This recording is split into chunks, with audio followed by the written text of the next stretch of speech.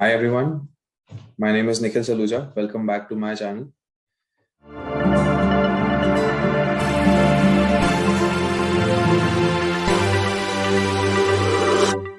जो मैंने टारगेट किए थे आज के वो फुल्ली अचीव हैं.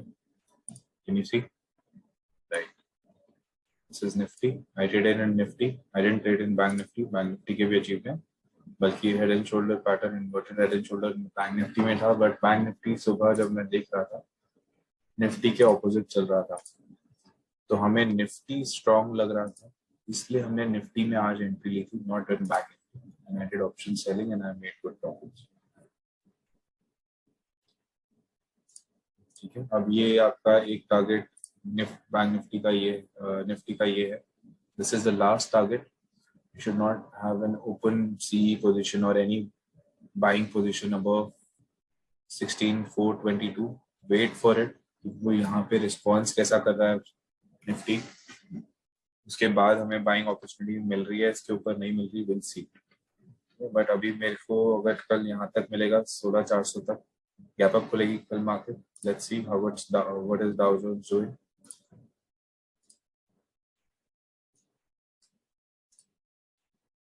बिल्कुल गैप अप खुलेगी कल मार्केट. एक ये डाउ जोन्स का मैंने बना रखा था, निफ्टी कैसे चल रही है. This is a daily time frame. Expect करते हुए वो यहाँ तक जाएगा 32,580 से. चलो एक बार निफ्टी में देखते हैं कि कल ट्रेड कैसे कर सकते हैं अगर किसी ने फ्रेश एंट्री लेनी है तो. ठीक है, ऐसे जो जो अभी एंट्री में है उनको होल्ड करना चाहिए टिल जाओ, या फिर you can trail it through. I would say 9 EMA ही बहुत होगा अभी तो. यस, 9 EMA से ट्रेल करो अपने निफ्टी की पोजीशन, ज्यादा बेटर है. आपके प्रॉफिट्स भी रहेंगे अभी तक. It won't go as well. So let me just close this and fresh बनाते हैं सब कुछ. ये तो कल का बनाया हुआ था, हमने यहाँ एंटर किया था 15,9 एंटर हो गया. करेक्ट ऑन दिस 15,994 के आसपास में एंटर हो गया था यहाँ पर. Exactly on this candle only I enter, on this candle closing. See the move.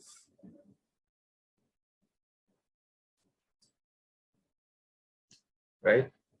Okay. Let's see कल कैसे काम करना है.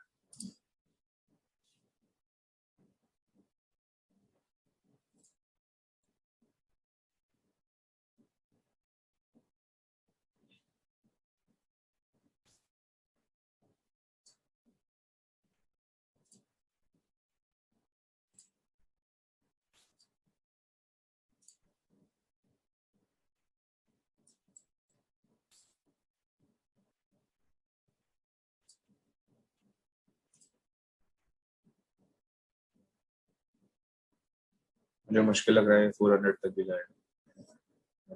This is one level. This is another level.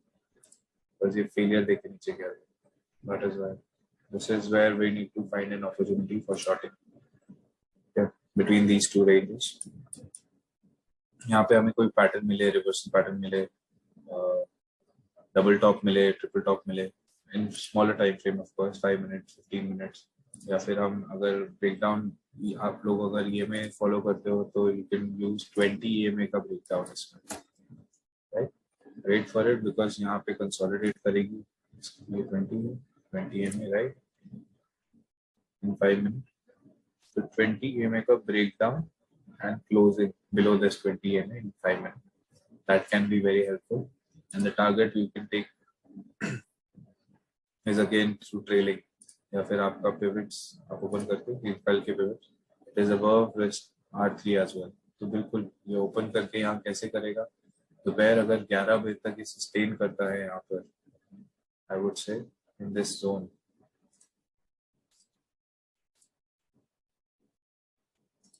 यहीं पे घूमते घूमते इस बॉक्स का अगर ब्रेकडाउन करेगा, this will be a very good shorting opportunity in Nifty.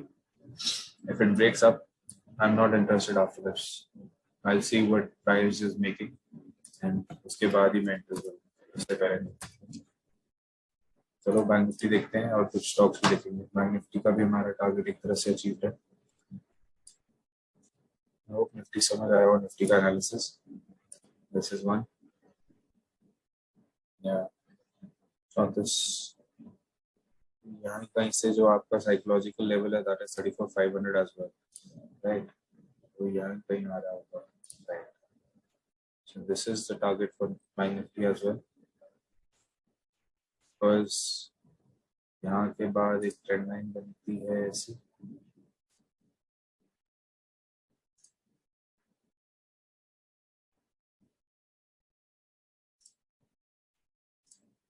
वो इस ट्रेंड लाइन से रेजिस्टेंस जरूर लेगा और यहीं से नीचे गिरने के हम शॉर्टिंग अपॉर्चुनिटी बनाएंगे।